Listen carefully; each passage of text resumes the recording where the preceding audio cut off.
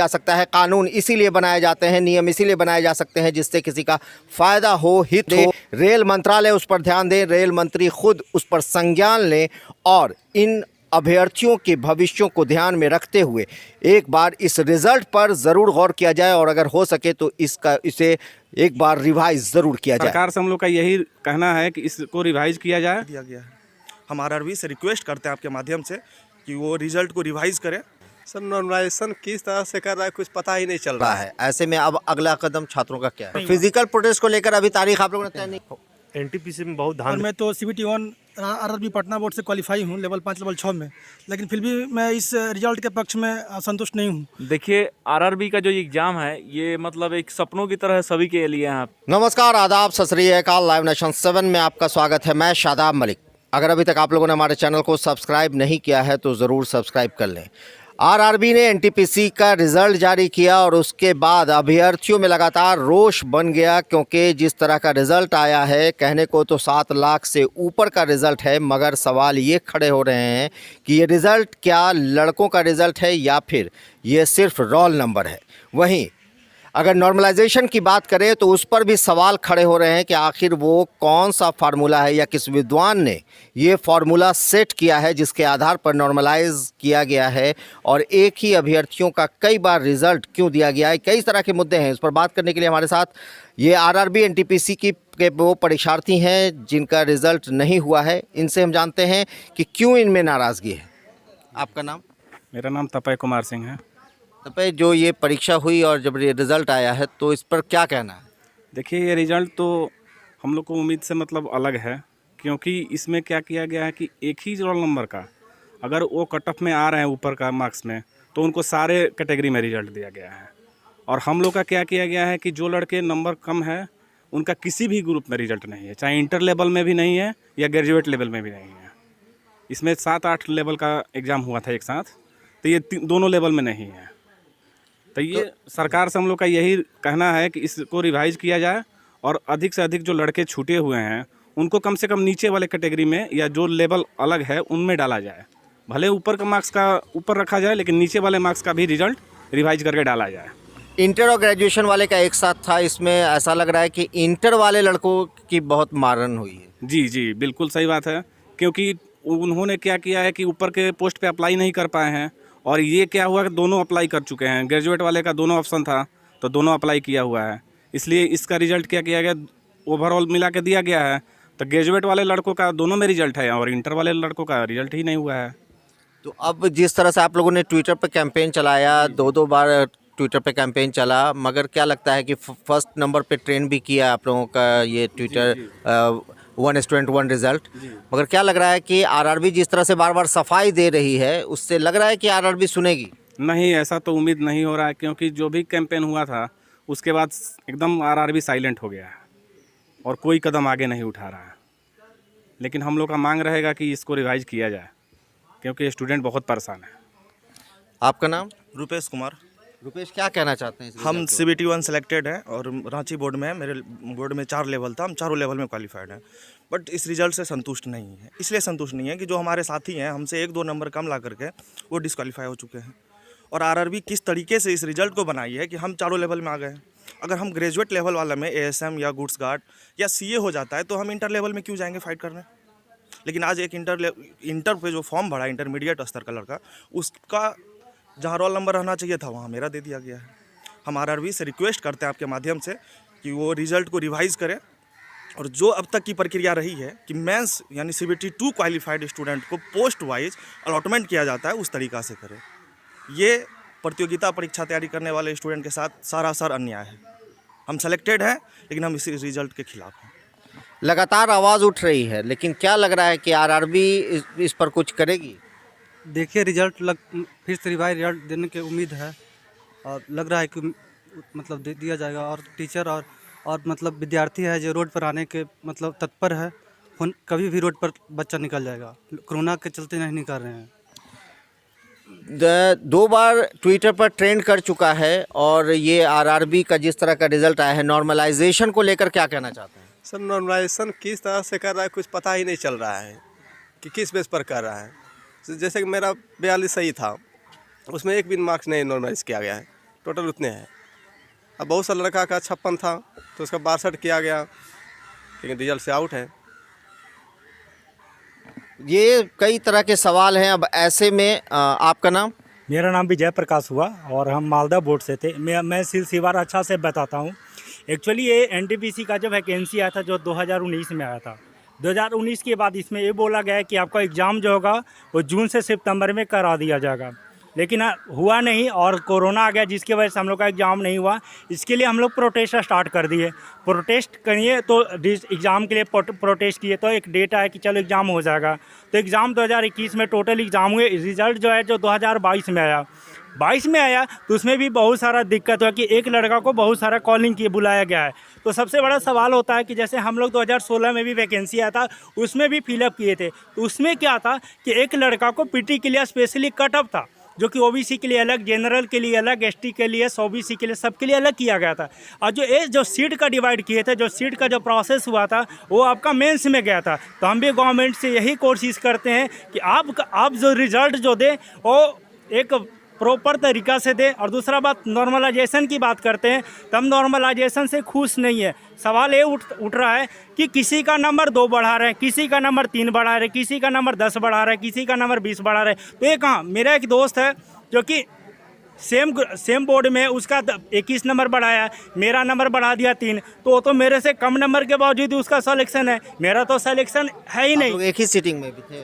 नहीं, सीटिंग का अलग अलग था, लेकिन फ़र्क है कि एक का 21 बढ़ा रहा है, एक का 3 बढ़ा रहा है। तो ये कहाँ का न्याय है? दूसरा सवाल, एक चीज़ और मैं इंपॉर्टेंस जो कि बहुत सारे न्यूज़ चैनल दिखा नहीं रहे, वो हम शो करना चाहते हैं। पहली बात कि एक रेलवे के या फिर पूरे इंडिया का इतिहास में पहली बार एक क्या नियम है रेलवे ने निकाला कि अगर आप फॉर्म भरेंगे तो आपको 500 रुपये लिया जाएगा, आप एग्ज़ाम देने के बाद आपको 400 रुपये रिटर्न किया जाएगा। अगर वो आप एग्ज़ाम नहीं देते तो आपसे 400 रुपया गवर्नमेंट रख लेगा। अब आज तक 3 साल के बाद अभी तक एग्ज़ाम हुए, अब जा करके 3 साल के बाद एग्ज़ाम पैसा रिटर्न किया है। दूसरा साल अभी ग्रुप डी का एग्ज़ाम जो है उसमें भी इन लोगों की दिक्कत कि अभी तक 3 साल में अभी तक एग्ज़ाम भी नहीं लिया है और करीब करीब के टोटल मिला करके 2.25 करोड़ लड़का जो है वो पार्टिसिपेट किए थे। तो अभी ना जाने गवर्नमेंट तो वैकेंसी के नाम पर सिर्फ लूटने का तरीका बना रखा है, सिर्फ जितना लोगों से लूट सके। हम लोग सर कोरोना वायरस में रूम रेंट भी दिए, यहाँ भी रहे, प्रॉपर तरीका से पढ़ाई भी किए। इसमें हम लोग का क्या गलती होता है कि एक लड़का का 20 आपको चेक ही करना है तो आप ऐसे चेक कीजिए ना। अब एक बात बताइए कि ट्विटर पर ट्रेंड कराया गया, ट्विटर पर कैंपेन चलाया गया, मगर 2 बार हो चुका है, अभी तक आरआरबी अपनी बात पर ही अड़ा है। ऐसे में अब अगला कदम छात्रों का क्या है? अगला कदम छात्रों का है कि अगर ये गवर्नमेंट सुनता है तो ठीक है, अदरवाइज हम लोग फिजिकल के लिए तैयार हैं। हम लोग प्लानिंग कर रहे हैं, फिजिकल तो होना तय है, क्योंकि अब अन्याय से ज़्यादा, एक तो अब 3 साल का, एक हमारे पीएम का 20 मिनट के लिए गाड़ी रुक जाता तो पूरे इंडिया पूरे फेमस हो जाते हैं, लेकिन हम लोग का 3 साल का टाइम बर्बाद गया, उसका कोई वैल्यूशन नहीं है। और दूसरी बात, आप जो नोटिफिकेशन की बात करते हैं कि हमने तो ये मेंशन किया था, तो आप एक चीज़ बताइए कि जो एक 6 नंबर लाइन में आप वहाँ पे क्यों नहीं क्लियर? वहाँ पे क्लियर मेंशन था कि आपका जो फर्स्ट पेपर होगा वो आपका स्क्रीनिंग नेचर का होगा, जिसमें 20 गुना बुलाया जाएगा। तो आप 13.2 में आपको क्यों जरूरत था डिस्कशन के लिए? आप वहाँ पे डिस्कशन कर सकते थे। आप 3 साल। दूसरा सवाल ये भी, एक सवाल ये भी मन में है कि आप नोटिफिकेशन की तो बात करते हैं कि नहीं हमने ये किया था, लेकिन सवाल इसका भी तो आंसर दे दीजिए कि नोटिफिकेशन में क्लियर मेंशन था कि आपका एग्ज़ाम जो है जून से सितंबर में किया जाएगा। वो एग्ज़ाम हम लोग को क्यों नहीं हुआ, उसका भी हमारे गवर्नमेंट हमको जवाब देना चाहिए कि हमारा एग्जाम उस डेट में, उस ईयर भी क्यों नहीं हुआ। फिजिकल प्रोटेस्ट को लेकर अभी तारीख आप लोगों ने तय नहीं की है? फिजिकल प्रोटेस्ट के लिए लोग डिसाइड कर रहे हैं, जैसे डिसाइड होगा एक न्यूज़ में फेमस या फिर सारे जगह फेमस हो जाएगा। एक डेट होगा जिसमें सारे लोग पूरे ऑल ओवर इंडिया में जो जहाँ होगा, जो पटना में, इलाहाबाद में, कानपुर में, दिल्ली में, वहाँ प्रोटेस्ट होगा। सर आपका नाम? मेरा नाम अयान सिंह चौहान है। देखिए, जिस तरह से सरकार छात्रों के साथ खिलवाड़ कर रही है, जिस तरह से किसानों के साथ खिलवाड़ की, जिसने जो किसान एक मूवमेंट चला, अब एक समय आ गया कि जयप्रकाश नारायण का मूवमेंट फिर से बिहार से शुरू किया जाएगा। और ये छात्र बहुत बर्दाश्त कर रहे हैं। जब किसी देश में क्रांति की बात होती है तो सबसे पहले छात्रों और किसानों को ही आगे आना पड़ता है। तो यही लोग हैं जिनको हर सरकार दबाना चाहती है, चाहे कोई भी मुद्दा हो, किसान की मुद्दा हो या छात्रों का रोज़गार का मुद्दा हो। जिस तरह से रोज़गार में दिन प्रतिदिन हर चीज़ का आपका जीएसटी बढ़ गया, लोगों का हर चीज़ बढ़ रहा, लेकिन छात्रों का रोज़गार पर कोई भी सरकार अभी तक कोई मूवमेंट नहीं तैयार किया है कि छात्र को साल भर में कितना रोज़गार दिया जाए। एक तो रोज़गार में लोगों को जिस तरह से प्राइवेटाइजेशन करके रोज़गार को छीना जा रहा है, और साथ साथ जब छात्र दिन रात मेहनत करने के बाद उनके पढ़ाई के अनुकूल उनको रोज़गार नहीं मिलता है, एक तो एक परेशानी है, और दूसरी परेशानी है कि सरकार इस पर बात ही नहीं करना चाहती है कि छात्र को सरकार इस पर बात नहीं करना चाहती है। आरआरबी को लेकर लड़कों के दिलों में रोष है। आप देख रहे हैं कि किस कदर लोग यहाँ जमा हैं और सब अपनी अपनी परेशानी बता रहे हैं। आरआरबी आप लोगों ने दिया है, हम लोग दिए हैं। क्या कहना चाहते हैं? एनटीपीसी में बहुत धांधली हुआ है, कट ऑफ बहुत हाई चला गया है, इसलिए हम लोग को मांग है कि एनटीपीसी का रिवाइज रिजल्ट दिया जाए, यही हम लोग की मांग है। सबकी यही मांग है। देखिए, मेरा नाम विशाल सिंह हुआ और मैं तो CBT 1 आरआरबी पटना बोर्ड से क्वालिफाई हूँ लेवल 5 लेवल 6 में, लेकिन फिर भी मैं इस रिज़ल्ट के पक्ष में संतुष्ट नहीं हूँ। मैं चाहता हूँ, बोर्ड से मांग है कि रिज़ल्ट को रिवाइज किया जाए, और जो बोर्ड है रेलवे आयोग है बार बार नोटिफिकेशन के हवाला दे रही है, तो मैं कहना चाहता हूँ कि जो नोटिफिकेशन है वो बर्मा की लकीर नहीं है। नोटिफिकेशन आपने खुद बनाया था, और जब छात्रों के हित में नहीं है, अभी रिजल्ट जो आया है बिल्कुल भी हित में नहीं है छात्रों के हित में, तो मैं चाहता हूं कि रिजल्ट को रिवाइज किया जाए। बस यही मेरी मांग है। मैं अपने CBT 1 के रिजल्ट हुआ है, लेकिन मैं उससे संतुष्ट नहीं हूं रिजल्ट से। रिजल्ट होने के बाद भी ये संतुष्ट नहीं है, आपको क्या कहना है? तो इस तरह आप देख सकते हैं कि ये आक्रोश छात्रों में है, और इसे आरआरबी एनटीपीसी का इन लोगों ने इसकी परीक्षा दी, उसके बाद जो रिज़ल्ट आया है उस रिज़ल्ट ने पूरे उन छात्रों को हिला कर रख दिया है जिन छात्रों ने इस उम्मीद से ये परीक्षा दी थी कि वो कामयाब होंगे, पास होंगे। आपका नाम? मेरा नाम उज्जवल कुमार हुआ। उज्जवल, क्या कहना चाहते हैं इस आरआरबी के रिज़ल्ट के बाद? देखिए, आरआरबी का जो एग्ज़ाम है ये मतलब एक सपनों की तरह है सभी के लिए यहाँ पे, और इसके लिए बच्चे बहुत दिन से तैयारी करते हैं। एक पार्टिकुलर रूप से सब कुछ छोड़ के, अपना घर परिवार को छोड़ के यहाँ पे ठंडी में सेट बना के और हर तरह से तैयारी करके यहाँ पे, और थोड़े से अपने नोटिफिकेशन के लिए अगर रेलवे इनका मतलब भविष्य बर्बाद करती है तो ये कहीं से भी उचित नहीं है। और इसका ध्यान में रखते हुए सबसे पहले ये हम कहना चाहेंगे रेलवे बोर्ड से कि आप इस पर संशोधन करें, क्योंकि अगर नॉर्मलाइजेशन होता है तो नॉर्मलाइजेशन का भी एक तरीका होता है। जैसे मान लीजिए कि किसी अगर विद्यार्थी का अगर 72 नंबर आता है, उसका नॉर्मलाइजेशन करके अगर वो घट के 68 हो जाता है तो उसका क्या पैमाना रहता है, ये ज़रूर उनको सिद्ध करना चाहिए। ये नहीं कि किसी का नंबर 63 और बढ़ा के 83 कर दिए गए, वो पास हो गए और अधिक नंबर वाले लड़के फेल कर गए। ये आक्रोश कहीं ना कहीं हमारे मतलब देश में मतलब जितने युवा हैं उनके अंदर एक आक्रोश का कारण है। दूसरी बात ये है यहाँ पे कि आपने हाई कट ऑफ कर दिया। ठीक है, कट ऑफ का एक पैमाना होता है कि मान लीजिए 20 गुना सीट, और आप एक ही विद्यार्थी को बार बार मतलब हर कैटेगरी में उसका रोल नंबर डाल के उसको अगर 20 गुना अगर आप पुरा देते हैं, मैंने उसको पूरा कर देते हैं, तो वो कहीं से भी उचित नहीं है। वो एकदम मतलब गलत है, सरासर गलत है, क्योंकि मतलब 20 गुना तो वो हो जा रहा है, लेकिन क्या है कि उसके कारण बहुत सारे विद्यार्थी छंट भी जा रहे हैं बहुत। अब देखिए, सीधा सवाल है कि अगर आरआरबी आप लोगों के ट्विटर कैंपेन या इस तरह के कैंपेन से नहीं सुनती है तो अगला कदम क्या होगा छात्रों का? देखिए, इसके लिए तो मतलब सभी छात्रों को सामने आना पड़ेगा, क्योंकि एक छात्र की बदौलत कुछ हो नहीं सकता है, और सभी छात्र साथ में आएंगे तो ज़रूर इसका कुछ बड़ा परिणाम जरूर निकलेगा, और परिणाम निकलना भी चाहिए। क्योंकि अगर एक बार इस बार शांत रहेगा तो फिर अगली रेलवे की वैकेंसी कब आएगी वो किसी को भी पता नहीं है। तो इस चीज़ को मद्देनजर रखते हुए सभी छात्रों को प्रोटेस्ट जरूर करना चाहिए, क्योंकि अगर जिसका रिजल्ट हुआ है अगर वो केवल खुद के बारे में सोचेंगे कि मेरा हो गया, मैं इसमें भाग नहीं लूँगा, तो जाहिर सी बात है कि आने वाले भविष्य में उनके घर का भी कोई लड़का शामिल होगा तो उसके साथ भी ये सेम सिचुएशन होगा। तो इस चीज़ को मद्देनजर रखते हुए हम सभी को, जिनका रिजल्ट हुआ है, जिनका नहीं भी हुआ है, वो इसमें ज़रूर भाग लें।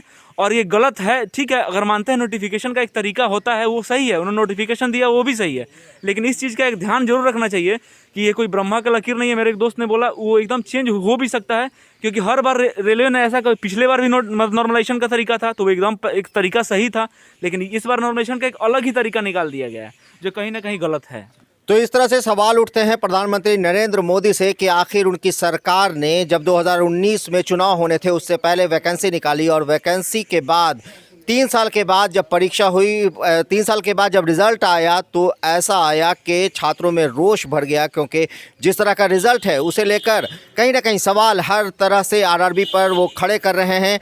नोटिफिकेशन का हवाला आरआरबी ज़रूर दे रही है, मगर लड़कों का कहना है कि आरआरबी का ये नोटिफिकेशन कोई बर्मा या पाकिस्तान का बॉर्डर नहीं है, ये वो लाइन नहीं जिसे बदला नहीं जा सकता है। कानून इसीलिए बनाए जाते हैं, नियम इसीलिए बनाए जा सकते हैं जिससे किसी का फ़ायदा हो, हित हो, और अगर किसी कानून या किसी फैसले से जब जायज़ तरीके से नुकसान पहुंच रहा है और ऐसे में अभ्यर्थियों की ज़िंदगी बर्बाद हो रही है तो ज़रूरत है कि सरकार उस पर ध्यान दे, रेल मंत्रालय उस पर ध्यान दे, रेल मंत्री खुद उस पर संज्ञान लें और इन अभ्यर्थियों के भविष्यों को ध्यान में रखते हुए एक बार इस रिजल्ट पर ज़रूर गौर किया जाए और अगर हो सके तो इसे एक बार रिवाइज ज़रूर किया जाए। बने रहे हमारे साथ, देखते रहे हमारा वीडियो। अगर आपको हमारा वीडियो पसंद आता है तो हमारे चैनल को ज़रूर सब्सक्राइब करें। फेसबुक के जरिए देख रहे हैं तो पेज लाइक करें, साथ ही ट्विटर हैंडल पर हमें फॉलो ज़रूर करें। धन्यवाद।